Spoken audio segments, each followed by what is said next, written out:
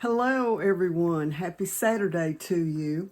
Well, I am into my day of I'm into my day of cooking. I've done so much canning lately that's all I've got on my mind. But the first thing that I'm going to show y'all right now is how to make, this is the best cornbread dressing you've ever had. This is a recipe that I stumbled on within the first couple of years of my marriage, and I'll tell you about that whenever I get to that part, but let me show you what I'm doing first. Okay, so you can see I've got a big pan of cornbread right there. I've got another smaller pan right here, and if you have not seen my video on making cornbread, I'll link that in the description below. Okay, you can see here that I have put my cornbread in a pan, and I'm just going to take this tool that I use. Y'all know this tool. I'm just going to go through and just break it all up. And you might notice here that my crust is pretty thick. And of course, if you've seen my cornbread video, you'll know that that is because of what I do when I'm pouring my batter in. But anyway, I'm going to go ahead and break that all up like that. I think I've got the smaller pan was in the bottom.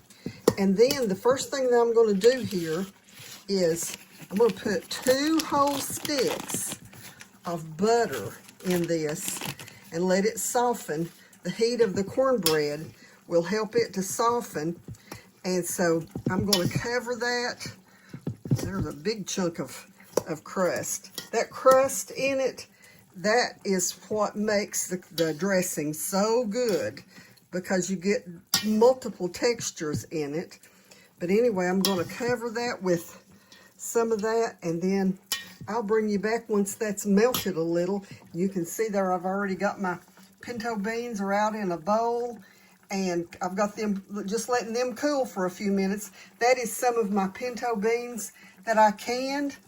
And so all I had to do was just pour them out into a pot and let them simmer until they started to thicken. And what I do is just mash up a few beans in them when I do that. So anyway, those are ready to go in the refrigerator and be ready for tomorrow. Okay, let's finish up some dressing. Now, I've had this sitting for a while, and when I pull that butter up, you can see that it's really soft in there, and that's the way I want it. So I'm just going to break all this up and make sure that that butter is all through this cornbread, and make sure that if I've got big lumps or big clumps of cornbread, that they're broken up some too. They don't have to be broken really tiny, because as I add more ingredients, that will accomplish what I need to do. But anyways, and you can see beside of the bowl here, I've got a big bowl of onions, and it takes quite a bit of onion. We like a lot of onion in ours. So I'm going to start adding some of this and see how it works together. And then I'll show you the rest of the recipe. Okay, so you can see in my bowl here, as I stir through, I'll always have some onion in the spoon. So that's the way I want my onion. You can see I used that whole bowl, and that was probably about a good 1.5 cups in this pan of dressing. So the next thing that I'm going to do is add some cream of chicken soup. And y'all have seen me before. I don't use canned cream of chicken soup very often. I usually make my own, but because of time restraints today, I'm going to do that. And this is something that I said in the early part that I had kind of stumbled across this recipe. It's something I did myself. When I first got married, I was preparing for Thanksgiving dinner at my in-laws. I think it was the second year we were married. And I didn't have any chicken broth. And I didn't want to take a pan of dry dressing to my in-laws. So I had some cream of chicken soup in the cabinet, so I grabbed it. And I've been making it with that ever since. I've had one woman stole my recipe, which I didn't care, but she claimed it as her own. And, but anyway, this just makes the dressing so moist. And I will still add some broth to it once I get this all worked into it.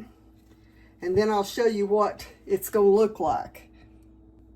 Okay, so I've got this worked through. I was just thinking as I was working on this, they say that necessity is the mother of invention.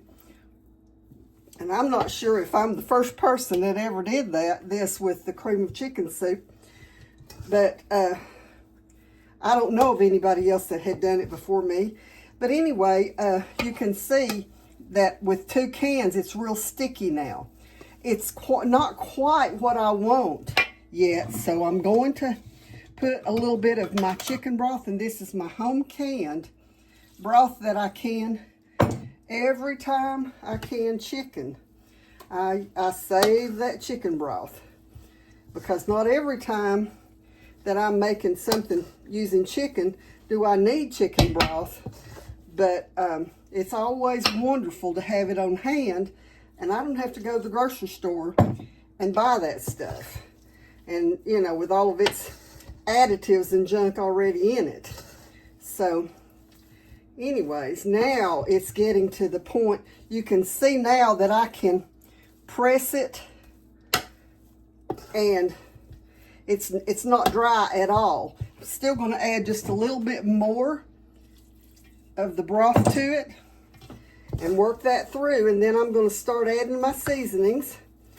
And the only seasonings that I'm going to add to this, I will add just probably a half a teaspoon of some garlic powder to it. And you all know I don't measure anything. I just look at it. I can tell when I've got about a half a teaspoon. And then I'm going to sprinkle sage all over it.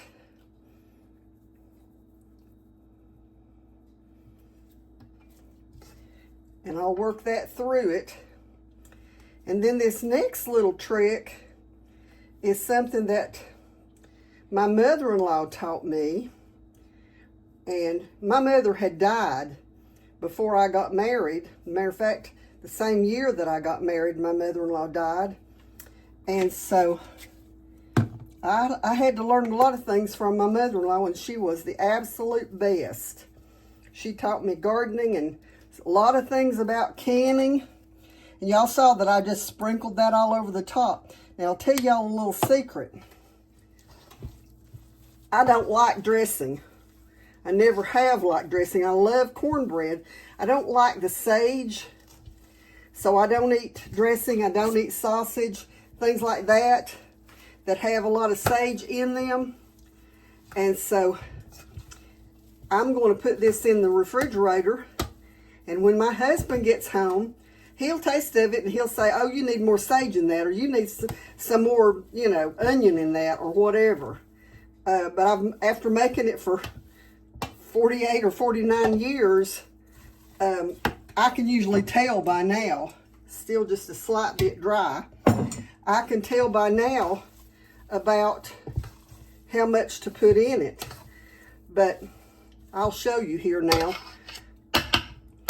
You can see what it looks like and how it's, I mean, I could literally make, you know, little balls out of it, but dough balls. But anyway, I will put it out into a pan and make it about, you know, just about an inch thick in the pan, maybe an inch and a half thick, and then bake it. I won't bake it until tomorrow probably because I want it to be fresh. But this is the easiest and the best dressing recipe, and so many people have said, oh, I want your dressing recipe. Well, now you've got it. So until the next time, God bless you.